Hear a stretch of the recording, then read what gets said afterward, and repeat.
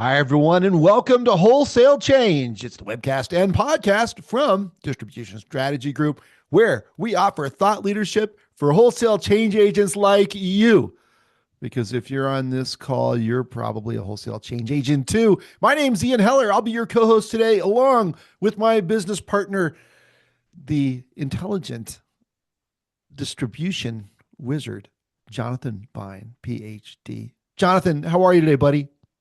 Always flattered and delighted to work with you, the smartest guy in the room Yeah, who all gives right. me nice things to say and says nice things about me. But I think we've got an incredible guest coming up today. Yeah, It's me one of too. the best stories in distribution over the last number of years. Yeah. We're really going to get inside that. So, I know it's going to be incredible. I'm looking forward to it. So let's get through, do a little business so we can get on to the discussion. This episode of the Wholesale Chain Show is proudly sponsored by Tornit, an AI consulting studio built exclusively for distributors. For over a decade, Tornit has been building intelligent applications that power some of the most innovative businesses across North America. Today, that same experience is focused entirely on one mission: helping distributors unlock the full potential of their existing ERP systems. Torrent's AI solutions don't replace your systems, they make them smarter.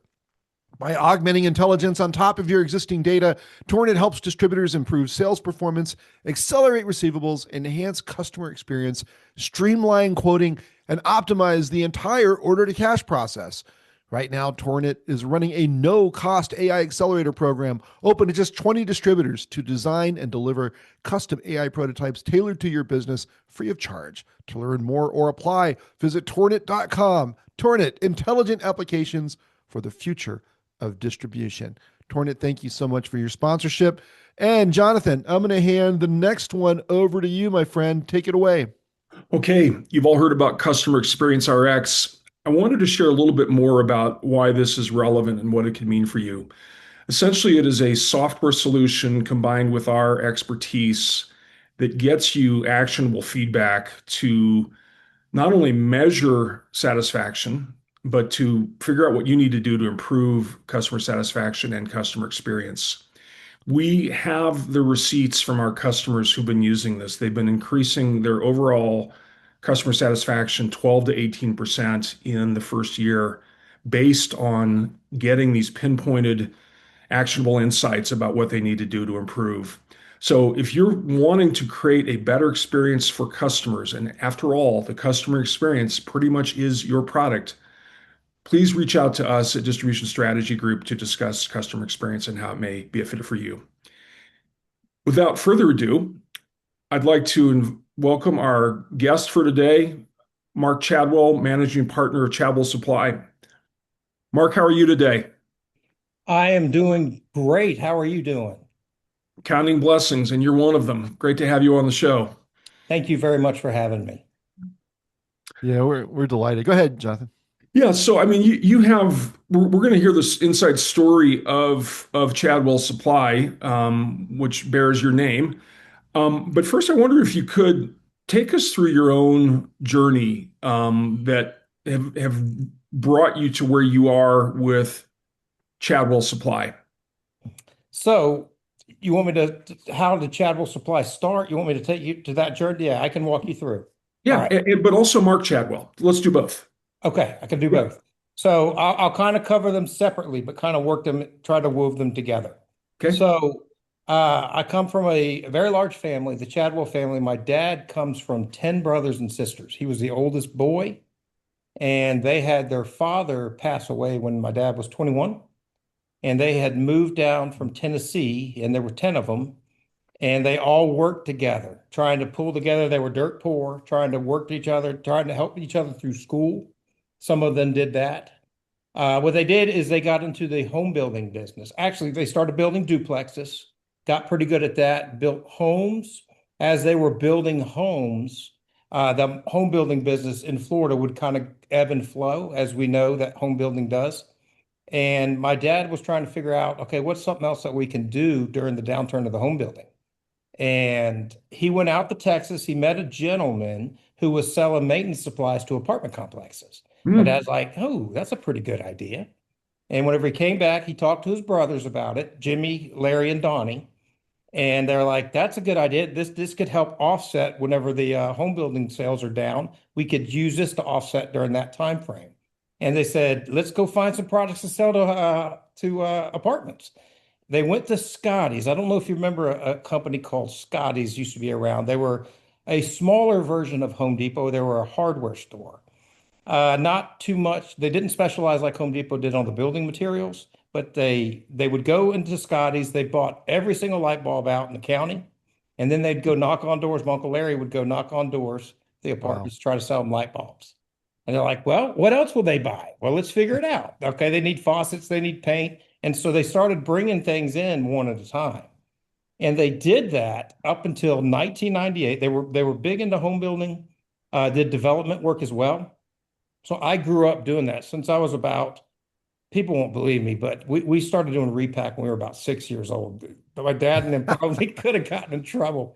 But we were putting things, aerators together, shower rods together when we were real young there. So they had that, the Chadwell Supply and Chadwell Homes going together. And in the 90s, they said, let's just focus on Chadwell Supply, Chad Supply at the time. They focused on that. In 1998, they got nervous with some of the big national players that were coming into the market. So they sold in 1998 to a company called Hughes Supply. Mm. But at that time, we had become the dominant player in the southeastern United States. Hughes Supply bought us, then they got bought by Home Depot. Home Depot, as we know, is HD Supply today. Um, During the 1998 until we restarted the business, we did other things from stocks. Of course, we tried to do stocks. Everybody got crushed in 2000. We got to see that whole downturn. And we went into what we were comfortable with. I started going to the courthouse and buying tax sales in foreclosed homes that would Mm. come on the market. So I'd go up there, try to buy them at as good deal as we can, and go fix them up and get them ready to sell. And then you'd flip them, turn them and flip them. And during that process, home building started to pick up again. So we got right back into custom home building. This because my dad and them did production homes. This time we were doing custom homes. They were at $350,000 and above. At that time, that was a pretty good expensive house. It was 2,200 feet to our specialty was really 2,400 feet to 3,500 feet is what our specialty was. We had a business going about $40 million a year. We did the homes and we also did the development piece. We bought into a software company that I worked at for about a year and a half or 2 years called Axsoft. Learned a lot there. Got to travel all over the country trying to sell GPS tracking and dispatch software in 2004. And Wow. that was the bleeding edge of technology at the time. So during that phase, home building was booming.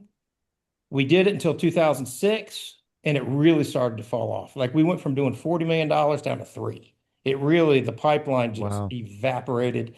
My dad saw it early on. He's like, y'all need to figure something else out. And then we were sitting around the table coming up with ideas. Are we going to buy a business? Are we going to start another business? My cousin Robert's like, hey, why don't we go back in the maintenance supply business? Thought about it and we're like, that's a really good idea. And so we decided in May of 2007 to go back into the maintenance supply business. And we opened originally the carpet business at first, which we pulled out of carpet because we weren't good at it, I'll be honest. And we opened the maintenance supply on September 7th, 2007, or September 4th or 7th, I forgot, on 2007. And we were off to the races from there. And since then, we've opened up 36 locations across the country. We've got close to 50,000 customers that we service and close to 10,000 products. And we're making deliveries every day. And we focus on multifamily is what we do. We've got a great culture, great people that are here now. And I think we got the best sales and ops teams in the business.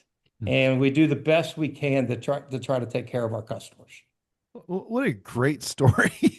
I mean, you guys have tried, you have like entrepreneurial DNA in your family. And to see it come full circle like that, and a couple times it went full circle back to home building and then full circle back to maintenance supplies, and here you are with 2,300 employees. I mean, this is a considerable enterprise. And in fact, you're now, I think, the largest privately owned multifamily supplier, right? And you've grown steadily, even in a tough market, competing against large, well-capitalized players. What do you think makes Chadwell so competitive? I think what does it is, first of all, we honor God with everything we do from a business standpoint. We're very faith driven. So I think God's hand's been with us, and I think that we've invested in the right people, and we do the best we can to take care of those people, and then those people do the best they can to take care of our customers.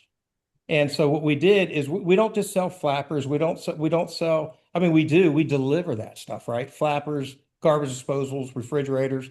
But it's the package. It's the overall package that you're delivering.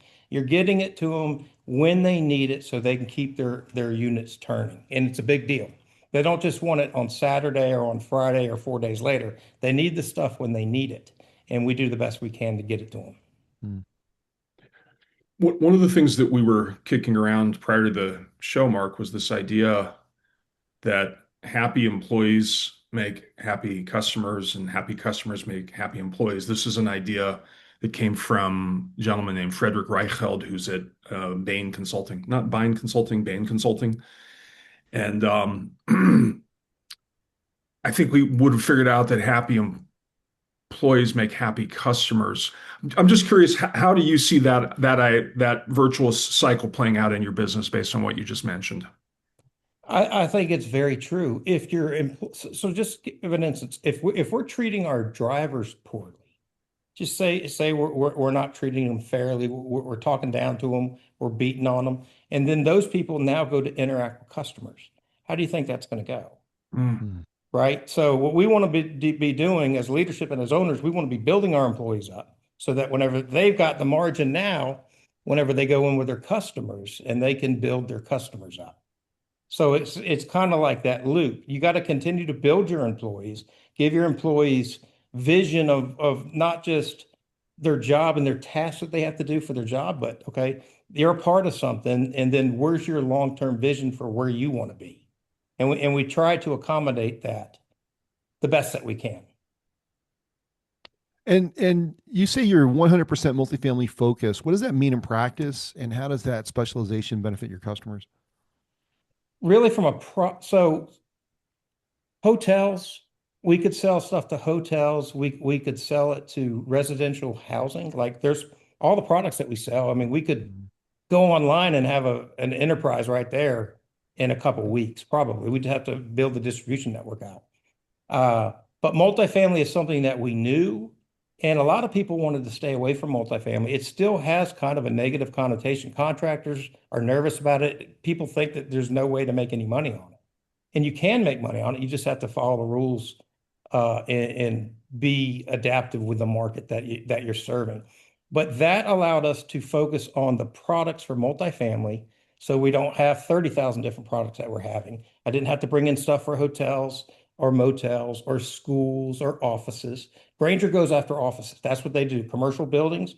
Granger's very good at that. HD does a very good job when it comes to healthcare. They've really focused on that. They went after the hotel motel.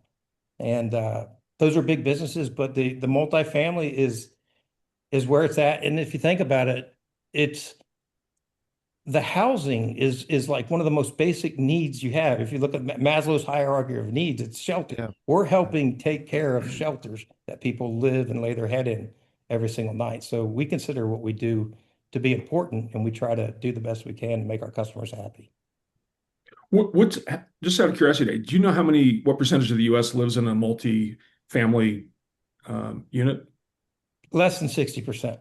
Less than 60. Okay, But it's growing. it's It's growing. growing. Okay. Yeah, it's actually been a growing I don't have that's off the top of my head. I have Okay. an actual chart that I shared last year. I don't have it handy, Yeah. but I'm pretty sure it was close to it's definitely less than 60%. It used to be less than 50. So it's going up. So, and what's Yeah. happened, a lot of the baby boomers who have moved out of their houses are actually electing to move into some multifamily structures. So you've had the demand there. The millennials drove demand there for apartments. Apartments are more cost effective. We've built neighborhoods. I'm telling you, apartments cheaper to build. I mean, you're building 100 units on a couple acres Right. instead of four houses, right? So there's the economies of scale that you get. So I think from a cost standpoint, the market's kind of forced that. Like, right? If you look at how much does it cost to buy a house right now, it's $2,500 versus renting is $1,600. There's a pretty big spread. So Yeah. that keeps the demand right now going for multifamily versus single family housing. Now I know one of the things you And like to someone and that answer, a multifamily is 40%. Multifamily. 40%. Okay. It's Okay. 40%, Okay. but it is growing. I Yeah. do know that. I know, like where I live, it's there's all kinds of construction, residential construction going on, and it's almost all multi-housing, and there is a ton of it. And I don't think we're atypical where I live. If you even look at the city planners, a Yeah. lot of the approvals that they've been doing, it's been more geared for structures that are 4 stories and above. So Right. they're trying to force it. Kind of, I personally love my house. I love having a single family house with my Yeah. neighborhood, right? But I've lived in an apartment. Some apartments are very, very nice. They take care of Yeah. the maintenance for you. You don't have to worry about that, right? You just call the maintenance or you call the manager. Any problem that you have, they come next day and they take care of it. That Yeah. is a nice benefit of living in a multifamily maintained Yeah. community. Sure. Sure. Plus no yard work. Right. No yard work. Exactly. Right. So I know one of the things you like to say is no one's too good to roll up their sleeves. And how does that philosophy translate into your culture day by day? Give you an example. Um, my cousin Stephen, we had back when we first started, I had to go ride with a salesperson over in Orlando, and we were having issues, like technology issues. You know, when you have a startup, some things just you think it's working, some things just don't.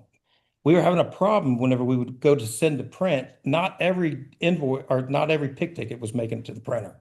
So I went to Orlando from Tampa. I was riding with a salesperson over there all day, and he happened to not get his orders.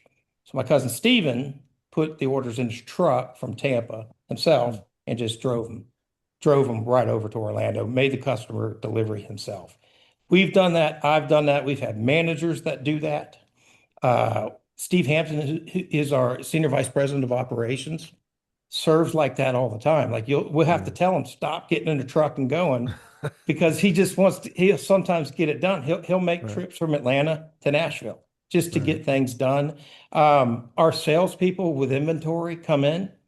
They don't get paid for that, right? They Right. don't, but they come in with the group and they help inventory the Mm. warehouse. Yeah. That's what I mean by rolling up your sleeves and not being afraid to get dirty. One of the challenges in creating this rich, productive culture is when you expand geographically. So how or what have you done to protect and strengthen that culture as you scale nationally?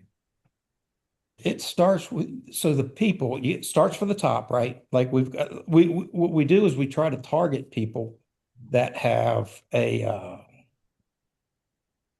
fit our culture.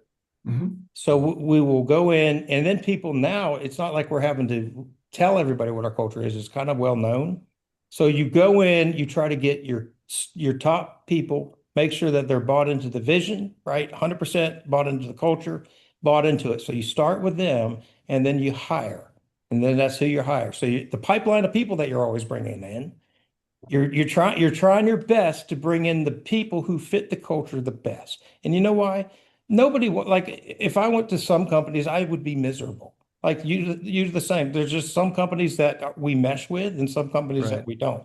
So For we sure. try to target people that mesh with us. And then what they do in turn is as they're adding people through the pipeline, they are trying to get people that fit the culture.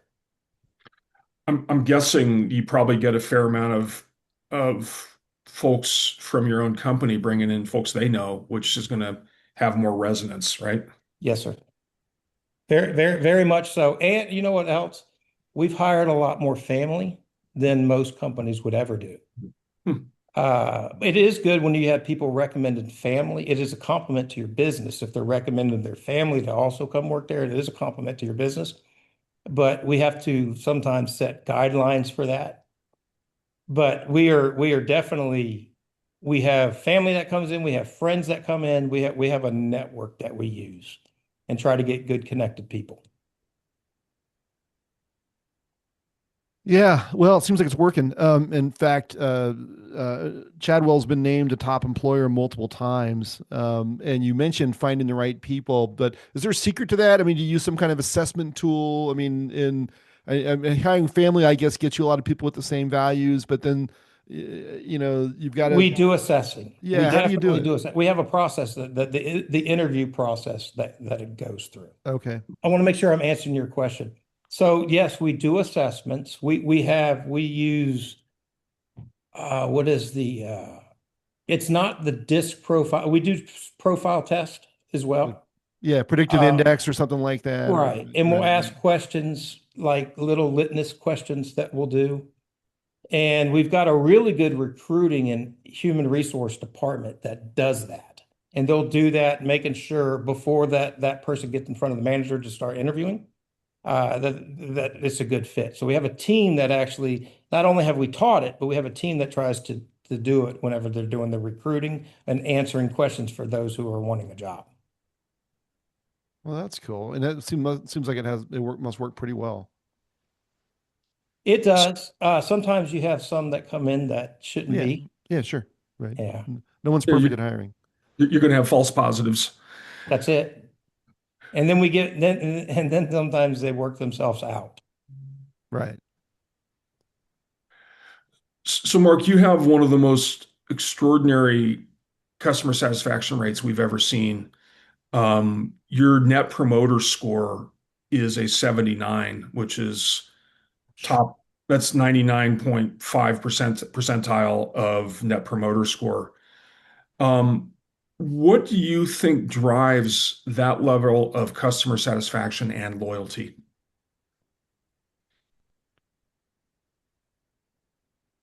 Well, for one, we do our best to take care of our customers. I want to be very straight with an answer there. We do the best we can to make sure that our customers are delighted by the time they're done using us. So we focus on service and making sure that that they love the experience so much that they want to go tell their friends about it. So that's the level of blowing them away that we're trying to do. We're trying to what's the old saying? You under promise, over deliver. Yeah. But we deliver. I mean, we don't just deliver water heaters. We do it with a hug. If they want a hug, we'll give them a hug, right? But think about it. It's the people interaction that's a big deal. And our drivers are, whenever they go by to make deliveries, they're supposed to love on our customers. Salespeople do the same thing. If you call in, like we were told, we didn't have a collections department. We call it account management. That's Hmm. just the way we branded it, right? They were helping people manage through their receivables issues. We didn't market it as a collections, but even though we all three know what that is, Sure. it's collections. And we tried to work with the customers. We didn't just sue them. I mean, there are customers that sometimes you have to do that with, but Right. we try to work with the customers and you work with them individually because they all have different stories. It sounds like it's really woven through the DNA of the company that you want your people to take care of the customer and they're empowered and rewarded for doing so. We do. We definitely do that. Our business is built on service. That's what it is. And we do the best we can to just outserve our competitors and overserve our customers. Well, I know, Jonathan, you often say that customer experience is one of the only ways a lot of distributors can differentiate because there's almost nothing most distributors sell that customers can't get somewhere else, right? So you have to give them a reason to pick you, and picking you because they love doing business with you is a really, really powerful way of building loyalty and building a business. Amen. And the reviews that we've done gives really good insight into that. Like you think you know what your customers are saying, then you get these review backs and you really hear what they're saying, what's important to them. And that's what we try to do. We don't want to try to do things that aren't important to them, or else it's just a waste of money and resources, Right. right? You want to really be in tune with your customers' needs and try to make those changes as the market evolves and as time goes.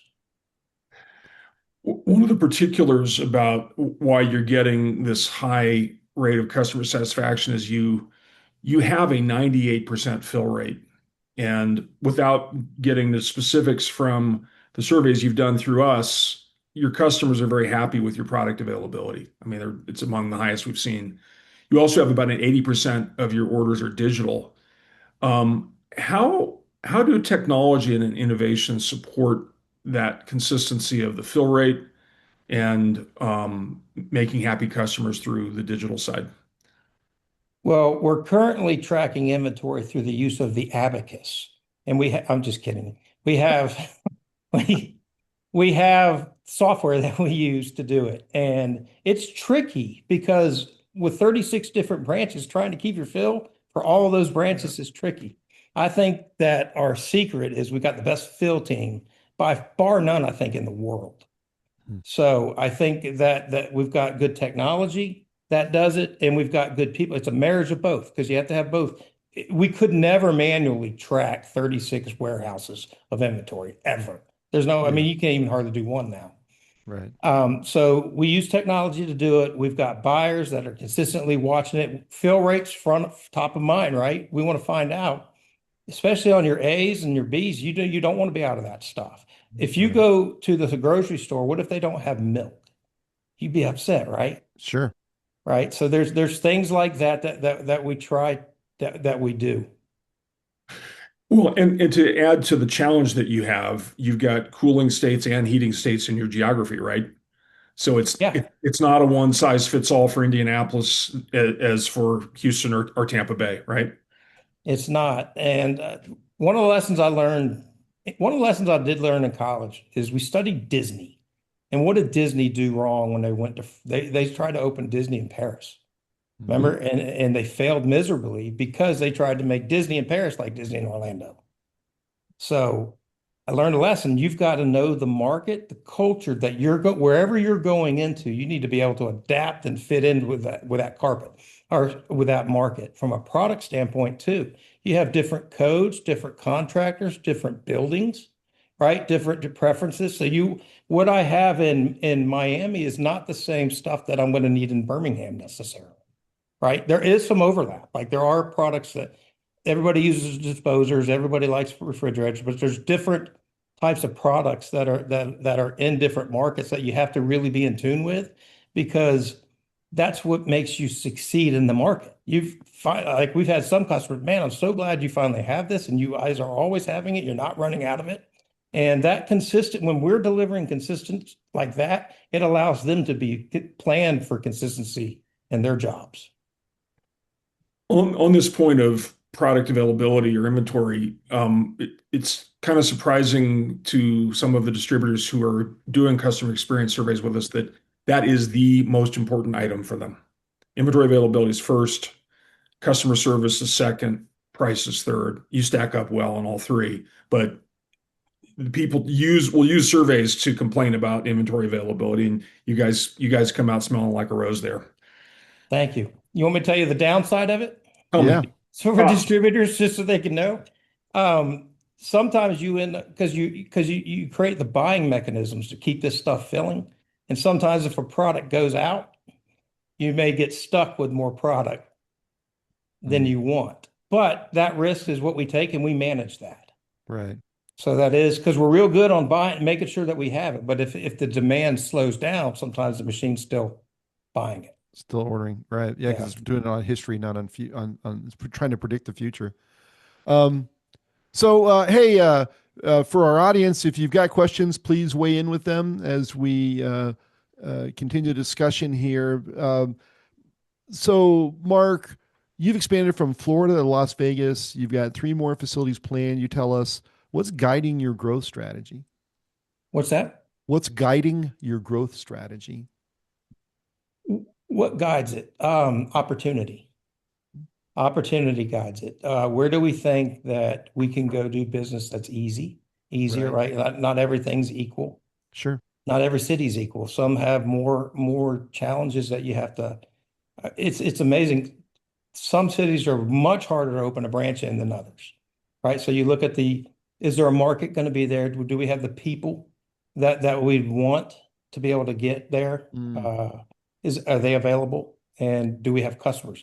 What's happened now more and more is you have customers that are pulling us into markets. interesting. Yeah.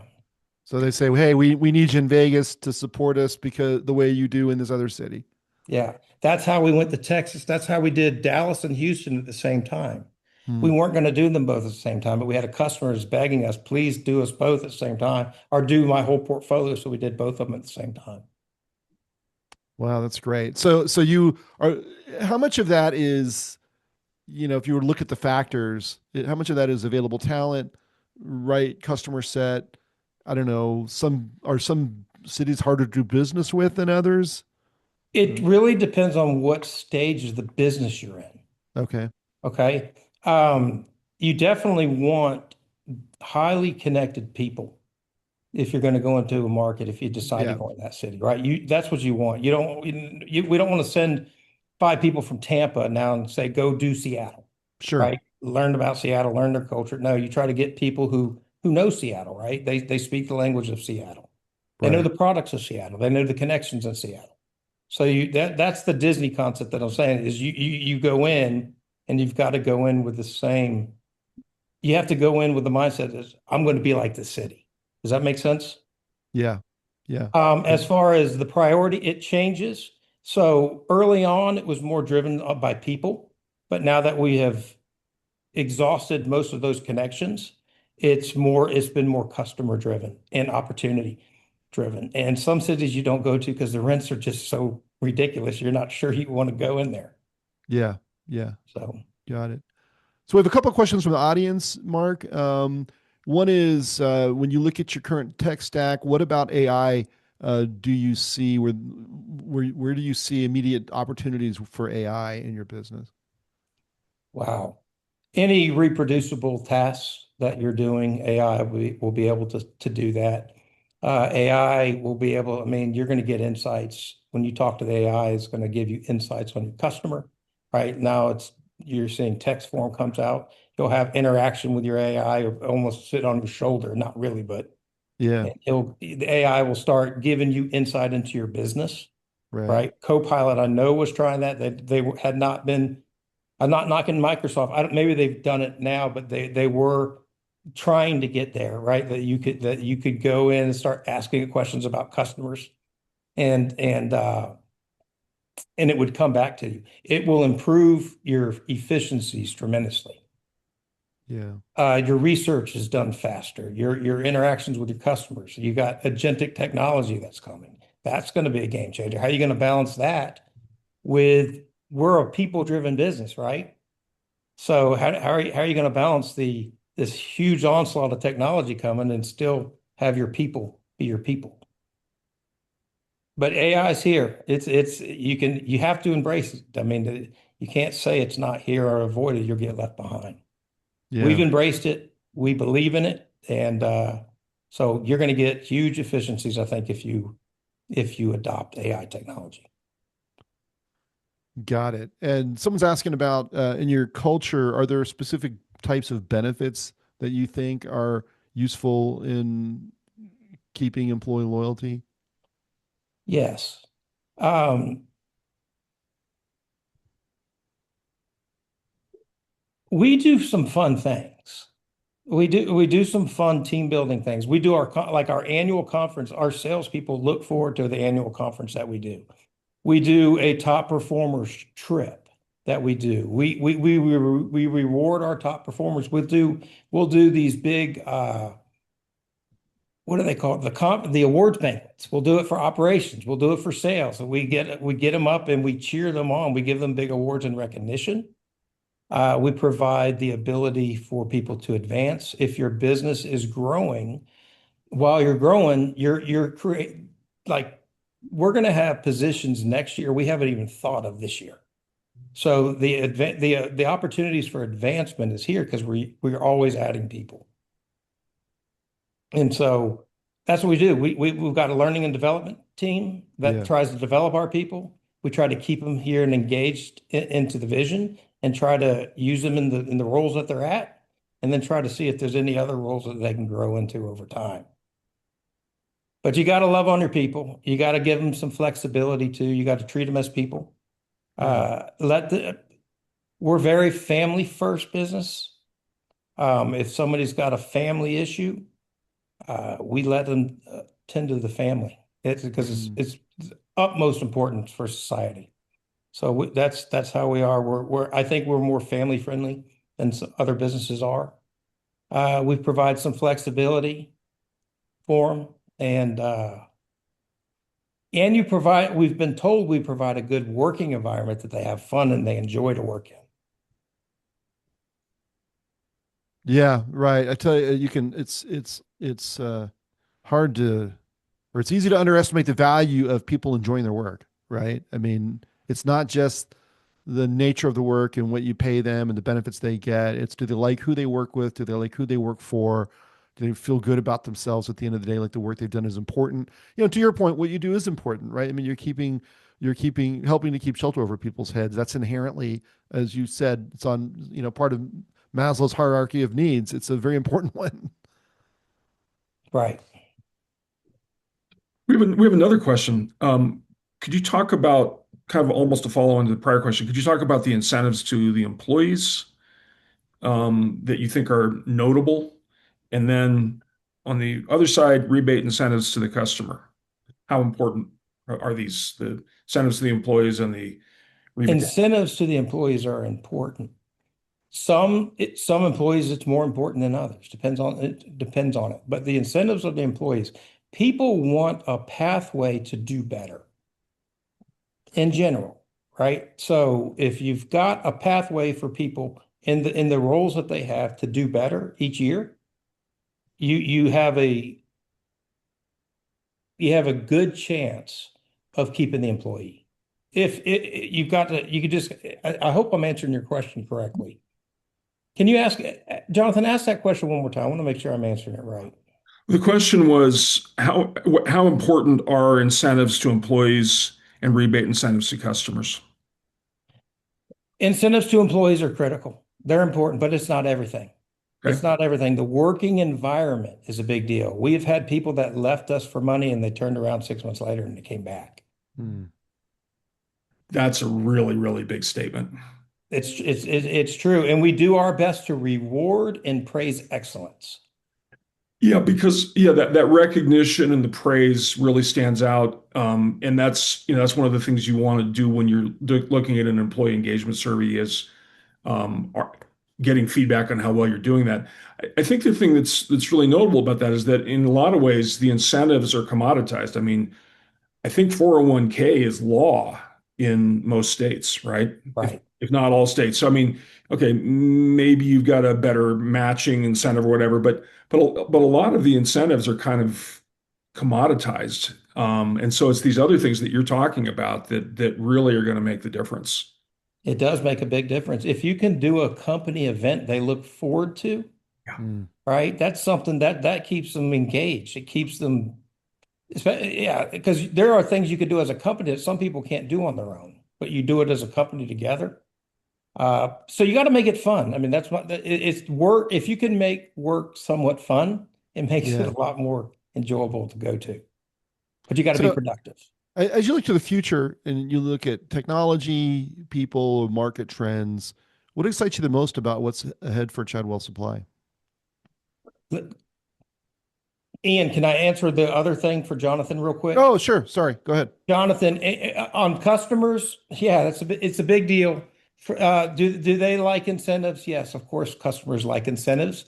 But the most important thing to them is making sure you get the stuff they have that they need when they need it so they can get that apartment unit turned. Incentives are like icing on the cake. Yeah. Mhm. Makes perfect Yeah. sense.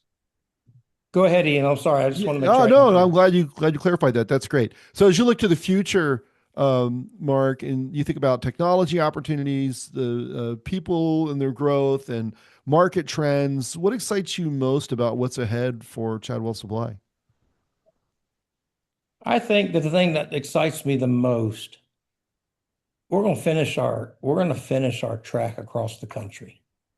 That gets me excited. And I also get excited that multifamily is not just here in the United States. You can do it in other countries. So the actual size and scope of it's huge outside of even just the United States. So that gets me excited about that. The fact that you're going to really start to, I mean, smart driving cars and stuff are going to be coming. One of the biggest risks distributors have, what do? We have to get the product to them. That's like you're begging when that truck leaves your place that it's okay when it gets there and there's no wrecks, right? And so I think that you're going to have more cars that are self-driving vehicles. I think you'll have robots maybe helping with pulling. I mean, you got the pulling that's happening now with robotics. The AI interaction will become more prevalent, believe it or not. Uh, the AI assistance and insights that's gonna be coming faster. So everything that we do is gonna start happening faster. AI just makes your speed to market for everything much quicker. Um, I think multifamily is still positioned well, like the business that we're in. Um, People are going to continue to break their stuff that they live in. I don't foresee that stopping. Um, some of the downtown, they have been trying to move some people downtown. Some of those distribution networks are a little more challenging to get in through, so we're working through that. You also have other anything that you can do that makes your receivables and inventory less. I mean, we'd be interested in that, right? Because it is less cash that it's required to operate the business. So we're always looking at that. That's why I think we're good at inventory, but we're always looking to get better. Receivables as well. We try. You mentioned the a friend of ours who had a receivables issue. When we first went into business in 2007, we gave everybody a $50,000 credit limit. So Wow. stupid. It was stupid. Yeah. It was dumb. Okay. And then my cousin's like, here, let's email their statements. We're like, yep, that's smart. No, it wasn't smart. We almost went out of business in our first year because people didn't get their bills and we gave them way too liberal credit limits Yeah. than what we're doing now. So you've got much better systems now for searching on customers, right? There's a lot more data out there, data points to go get for measuring your risk and how you issue credit limits to customers. Yeah. Yeah. I think it's interesting that you call it account management because, there is this attitude about, am I trying to help customers work through this problem or am I just pounding my fist from on the table for money, right? And they can tell when it's one versus the other. Right. And and so here's what happens. When you're collecting money, there are some people that are genuinely trying to pay you. They've just run into a tough spot, right? Then there are those who buy from you who never intend to pay you. Like we got to admit that there's 10% of people are they're trying to get everything they possibly can Sure. out, Right. right? So the other customers that are not like that, you just do the best you can to Right. take care of them. Yeah, no, I agree with that. I mean, I remember a million years ago when I was a Granger branch manager, I used to teach my team, look, try to understand if the customer's really feels wronged or really is sincere in their need, or if they're just trying to pull one over on you, right? And it's not Right. always obvious, so you got to be careful. Um, hey, Mark, how do you personally define success? How do I design the success? So for our business, Yeah, are we living up to our core values? Are we not? Are we hitting them? Or are we not? Uh, Success is it's also simple. It's when you set to do something, do you do it or not? Right? So how are we measuring our success? Is our sales go? Are we getting increased sales? because the numbers don't lie, right? Are you getting Right. increased sales? Are you getting more customers that are buying? Are you getting fewer customers? Are they buying more? Are they buying less? Are the order patterns getting bigger? Are they getting smaller? Those are things that you can do that gives you a real clear indication. And the market is telling you if you're being successful, because the market doesn't lie, right? The market, Right. if we are not being successful, the market will go buy something from somebody else. So when people say that the sales and profit aren't scoreboard, that's what pays the bills. So Sure. I don't want to sugarcoat that and make it like those are not important. But those really tell the story. Um, are you growing? Are you not? Right? Some markets that we're in do grow. Some have challenges. You look at it. Am I doing better than I did last year? Same time frame. Am I doing better this month than I did last month? Am I getting more from that customer? Am I getting less? Am I getting more out of that salesperson? Am I getting a better productivity per head? Right? If that's improving, that right there, if you start to get increased productivity, that's a great leading indicator for profit, overall profitability for the customer or for your entity. Yeah. Jonathan, you want to take us home on the closing question? Yeah, your story has generated a lot of interest today. People have asked good questions. Um, what advice would you share with other distributors who want to build the kind of culture and loyalty that you have achieved at Chadwell? The advice that I would say is when you set your core values, you want to talk about your core values. You want to market your core values. You want to make sure that they're ingrained because a lot of people will write their core values. And this is something I learned in a convene class that I went to. It was an executive training. They said that businesses come up with a good set of core values, but they just sit in a box, Hmm. right? So I would suggest that if you've got core values that you market those throughout, market them, meaning put signs up, but you got to make it visible, right? If something's out of sight, it's out of mind. So that's one thing I'd recommend is what you're about, what's your mission, keep that stuff visible, talk about it. Um, and really don't be lazy when it comes to hiring. Because if you get lazy on that and say, oh, I just need people. And you start bringing them in, suddenly you've brought in two people that are robbing you blind in the warehouse Hmm. instead of being careful of who you hire. Same thing with managers. You got to just take the time, don't do anything. And this is something I learned the hard way on some of the decisions I've had. Um, take the time and hire right. It's much harder to fire than it is to hire right. So you get the hiring right, and Yeah. if they're not right, you've got to dehire too. So because you don't want to keep somebody in a role that they're not good at, right? Everybody on this earth wants to make a contribution. Yeah. And so you want to make sure, but sometimes you're wrong. But that would be my advice. Take your time on the hiring, articulate your vision, make sure that it's clearly visible, talk about it, make sure you remind people of why you're doing this because people are more interested in why you do things than what you do, right? Simon Sinek, Yeah. that big old book he wrote about it. Um, and keep everybody engaged. You want to try to keep high employment engagement. If you keep them all talking to each other, hanging out, it helps prolong. So now you're not just going to a place of work, you're going and hanging with family. Fantastic. Good answer. Okay, good. So let's talk about a couple of upcoming programs. Please hang on just for a second, Mark. On November 20th at noon Eastern, 9 a.m. Pacific, we've got Alex Chowsowski joining us for a discussion on economy and geopolitics, key insights for distribution leaders in 2026. Alex is currently the Director of Analytics and Consulting for Bundy Group. This conversation is sponsored by Hawk Search, so we thank them. This is an absolutely essential conversation for distribution leaders to listen into to understand the macro environment that they're likely to be facing in 2026. This will affect the strategic and some of the tactical decisions you make. So we hope you'll join us for that one. And then on December 2nd, the next episode of AI News and Gurus, which is hosted by Brian Hopkins and co-hosted by Brooks Hamilton.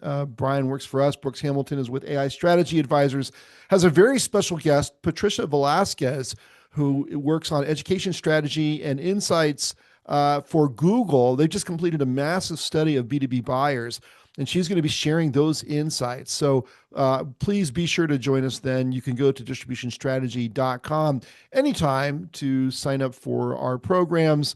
However, to wrap up today's program, Mark, this was a fantastic discussion. Thank you so much for joining us.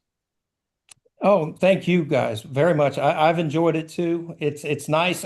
We get so focused on multifamily. That's what we're in. Yeah. And we're a distributor in that business. And it's good to finally get on here and get to talk to some other distributors, tell you where we were successful, what worked, what didn't work. Yeah. Well, I'm sure they we really benefited. appreciate the opportunity. Oh, no, it's great. It was our honor, and we learned a lot. So thank you so much. You're very welcome. All right. Thanks, everyone, for joining us today. We'll see you on the next program from Distribution Strategy Group. Mark, farewell, my friend. Jonathan, see you soon. Thank you, guys. Thank you, Ian. Thank you, Mark.